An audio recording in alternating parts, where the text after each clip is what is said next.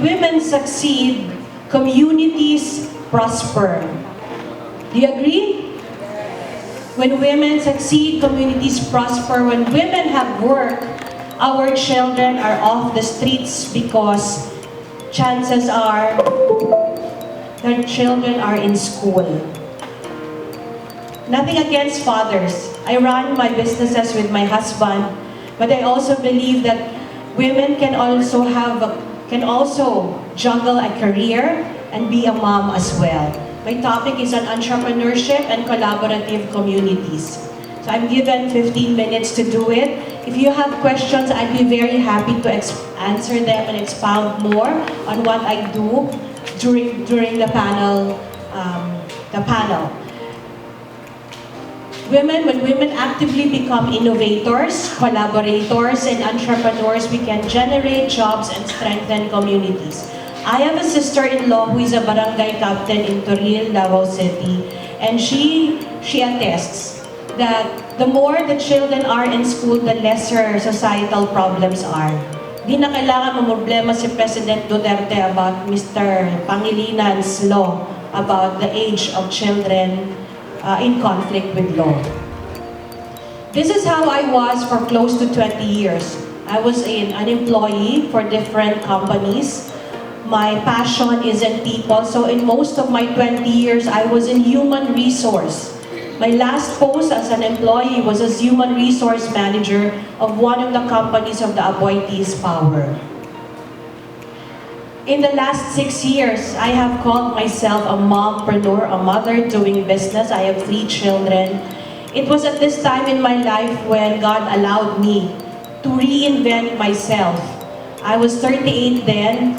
I was really had looked to jump into something, and so I said, no, God, if entrepreneurship does not work for me in the next 2 years, I'll be 40 then, and I think I'm still employable.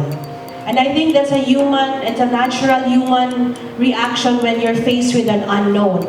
I may be a good employee, I was an executive then, but running a business is different. So can I invite all of us to give all the entrepreneurs in this room a round of applause, please. Dali magdala og negosyo. But if you will it, you can. And attending talks like this one organized by Google Business Group is one powerful way to really move forward. I am here both as a speaker and also as a participant, where I intend to draw inspiration from fellow entrepreneurs. So where am I right now? I have several companies that God has allowed me to run.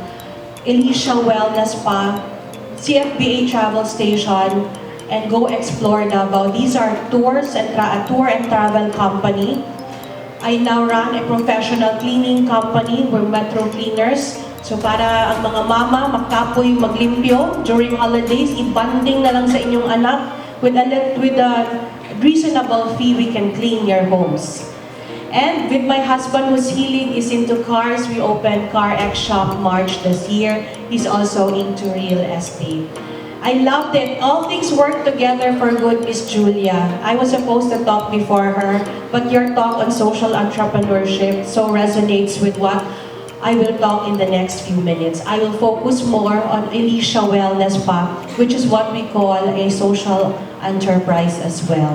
We put up a simple center in Toril, so that after the training, the women who we've helped or sent to school would have a place where they can actually apply what they have learned.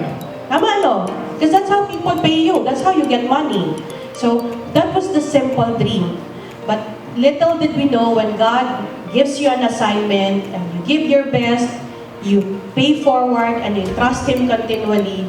From one branch in 2013, we're now 9 branches, employing close to 100 women and some men, and supporting 100 families by now.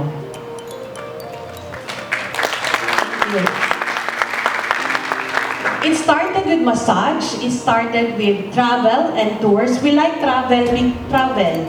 No? And I personally like bringing guests, tourists to Davao City, because I get to promote our city. I'm very proud of our city. So good pa that this is the city, the hometown of the President of the Philippines, o, di ba? And then, little did we know that when you start having a business, that's where more ideas come in. So if where I lack digital and technical skills by now, actually magiging opportunities for collaboration yon, because I will have to admit, kung aralin ko pa yun, it might take me 20 years, but God has given me my own passion and set of skill sets. So, yes.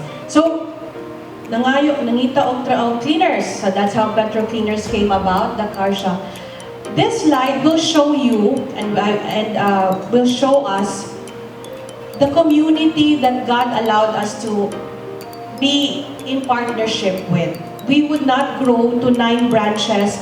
Actually, if one hotel is able to open before the year ends, we'll have a 10th spa before the year ends.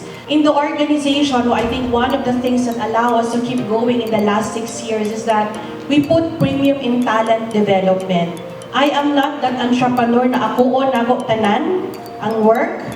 Maybe at the start, I did kami mag-asawa. We would close Victoria Plaza, bringing with us balde, tabo, tanan, no? Boxes of even what thing to use for food. So all of those pagsugod because I could not afford to hire. Now we are almost complete. We still are working on should we get an IT right now because we would have servers already.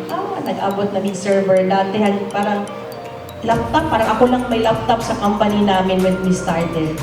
So we put premium in talent development because also entrepreneurs, I do not imagine myself doing all of the work. Malosyang ako ng maaga niyan, no? Ang bana ko bata pa ba, no? But seriously, if I don't delegate, if I don't create opportunities, I would not be able to provide work for 1 or 2 more persons. So talent development is in. What is hot communications? That is honest, open, and trusting communications among my people. So one great thing about being in a small organization compared to an international organization where there's a lot of layers is communication is faster. And we are working on building an organizational culture. Yung ways of working ba ninyo, which can be uniquely yours, no? And then celebrate. That's what we call when we refer to rewards, recognition. So we would have trips, incentives also. Like this year, 12 of our people went on a tour to Baguio. Little things, but these are things that I believe make a lasting effect on the lives of the people who work with us. The Elisha, people, travel and tours, our cleaners. I would have regular meetings with my team leaders. I am very conscious about building our next in line. Again, hindi lang para hindi ako malosyang, but really seriously so that we can do more. In summary, these are the things you need to remember when you put up your business or when you run it, or as you review how I make assessment. What are your skills? Anong passion mo?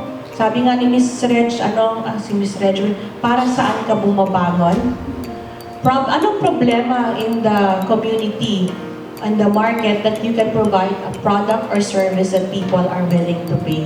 I leave you with this. Keep moving forward.